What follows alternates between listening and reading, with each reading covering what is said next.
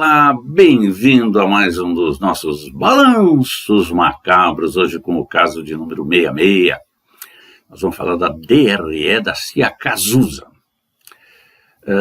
Quem nos acompanha já sabe que nós não podemos, por questões de ética, determinar o nome ou melhor, indicar o nome tanto da empresa quanto do contador. Então a gente substitui o nome da empresa. E me ocorreu chamá-la de Companhia Cazuza, porque há muitos anos, o Cazuza, dando uma entrevista na televisão, a apresentadora lhe perguntava o que ele queria dizer com um trecho da música que falava de segredos de liquidificador. Ele disse que eram palavras que, murmuradas ao ouvido, faziam a cabeça girar. E foi meio que nessa linha que eu pensei a DRE dessa companhia, porque está girando, ela não obedece ao que diz a legislação. Vamos apresentar a Companhia Cazuza. Ela apresenta suas demonstrações de 2019 e 2020, ela tem um faturamento em torno de 42 milhões, o que a coloca no âmbito da norma para pequenas e médias empresas, e a atividade dela ela é uma holding de instituições não financeiras. E como você pode ver aqui à direita, em azul, ela começa com o resultado do exercício. Sai de um lucro do ano passado respeitável de 18 milhões para 25 esse ano, mas em primeiro lugar vem o lucro ao prejuízo. Bom, invertendo toda a ordem, aí ele vem com as receitas. Por natureza operacional, de venda, etc. Depois ele deduz as receitas com vendas e serviços, depois ele põe receitas financeiras, aí ele coloca as receitas com participações societárias, que são os resultados de equivalência patrimonial positivos. Lembrando que quando uma empresa investe em outra, se o patrimônio líquido da investida aumentar, isso significa um aumento do investimento, débito no ativo contra investimento, e um crédito de receita de equivalência patrimonial no balanço da investidora, o que é o nosso caso aqui. Então ele está mostrando dentro das receitas quais são aqueles investimentos que tiveram receita de equivalência patrimonial. Na sequência ele começa então com os custos e despesas.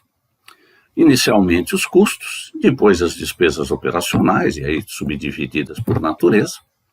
Na sequência, despesas operacionais financeiras. Eu não conheço despesa financeira que não seja operacional. Assim como despesas operacionais tributárias. Essa palavra operacional está a mais aqui. Aí ele vem com o resultado de equivalência patrimonial, que é despesa, porque o investimento foi reduzido, e termina com contas de fechamento de balanço, que são as provisões para imposto de renda e contribuição social. Só que não existe provisão na DRE, provisão é uma conta de passivo. Exclusivamente de passivo. Na DRE é o que é? Despesa para imposto de renda, despesa para contribuição social. Então, esses são os problemas apresentados, tanto que o nosso amigo Munchinho, na escala Munch de atrocidades contábeis, classifica como abominável. Qual é o problema aqui? O problema é que esse formato de balancete de verificação é como é apresentado no SPED. Até aí, legal. Só que o contador manda para dentro de um site do governo chamado Central de Balanços, tanto o balanço como a DRE na forma de balancete de verificação. Mas o site não chama Central de Balancete de Verificação, é Central de Balanços. Então, atendendo ao que os outros fazem, a grande maioria, isso devia ter apresentado como uma DRE que atende aos requisitos. E quais são esses requisitos? Bom, o artigo 187 da Lei 6.404, lá de 1976, diz que a DRE deve começar pelo lucro bruto e deduzindo-se, então, das vendas, os abatimentos relacionados a impostos, descontos, etc. Já a norma brasileira de contabilidade 48, receita de contrato com cliente, indica que deva começar do lucro líquido, da receita líquida. E aí como é que concilia essa aparente contradição? Atendendo ao que diz a norma brasileira de contabilidade, você começa com as receitas líquidas e, nas notas explicativas, você faz uma pequena conciliação, saindo da receita bruta para chegar na receita líquida. Isso posto, quais são os ingredientes e qual é a ordem que deve ser apresentada uma DRE. O tópico 5.7 do pronunciamento para pequenas e médias diz que, como mínimo, o lucro líquido ou prejuízo tem que ser apresentado na última linha. E as contas que nós a seguir apresentaremos nos próximos slides, apresentadas na seguinte ordem. Primeiro, as receitas de venda líquida.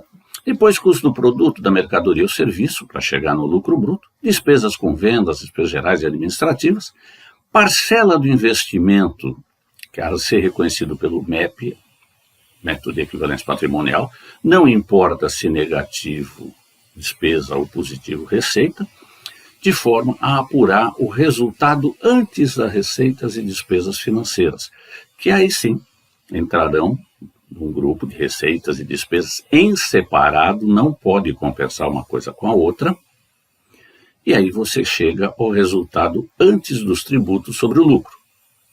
Calcula as despesas com tributos sobre o lucro e chega ao resultado líquido das operações continuadas.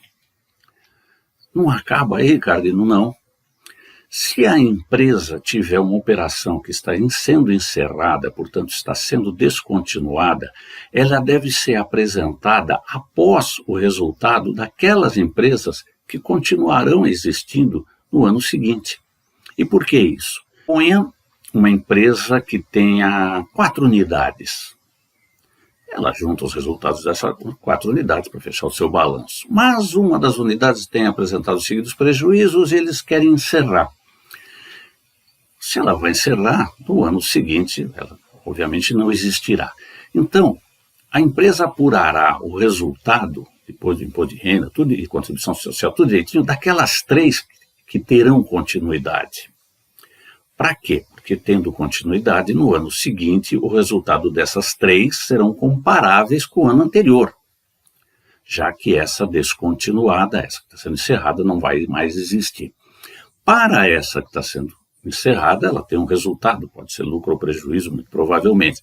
E sobre esse lucro ou prejuízo incidirão alguns impostos que estarão, alguns tributos que estão aqui identificados pelos I2 e 3. E aí você chega no resultado líquido do período. Essa é a sequência correta pela qual se deve apresentar uma DRE. E aqui nós encerramos mais um caso. Se você gostou, deixe o seu joinha, se nos der a honra de nos seguir nas redes sociais. Nós estamos no YouTube. Procure pelos balanços macabros. No próximo slide, as referências bibliográficas utilizadas. Até o nosso próximo Balanço Macabro. Espero você lá.